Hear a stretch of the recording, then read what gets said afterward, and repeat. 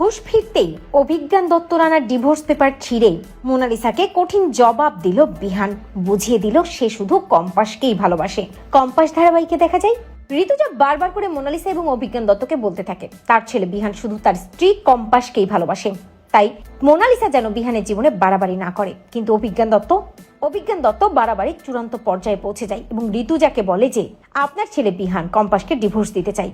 Mona Lisa এগিয়ে এসে বলে আর এই ডিভোর্সের সব ব্যবস্থাই তো বিহানই আমাকে করতে বলেছে, তার জন্যই বিহান এখানে এসেছে। শুনেই চমকে যায় ঋতুজা, ভাবতে থাকে সত্যি এটা সত্যি হতে পারে। না, বিহান কখনোই এমন কাজ করতে পারে না। অভিজ্ঞান দত্ত ওই পেপারটা নিয়ে এসে ঋতুজাকে দেখিয়ে বলে আমাকে ডিভোর্স পেপার রেডি করতে বলা হয়েছে, আমি সব রেডি করে রেখেছি আর বিহান এতে সাইন করবে। আমার মনে হয় আজই বিহান ডিভোর্স দিয়ে দেবে কম্পাসকে। ঋতুজা অবাক হয়ে ভাবে না, কখনো না, আমার ছেলে বিহান কখনোই ডিভোর্স দিতে পারে না। আমি জানি ওর সবটুকু দিয়ে শুধু কম্পাসকে ভালোবাসে।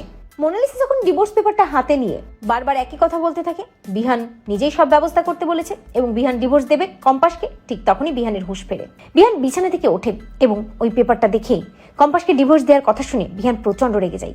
এগিয়ে আসে বিহান, নিজেই ওই ডিভোর্স পেপারটা হাতে নেয়।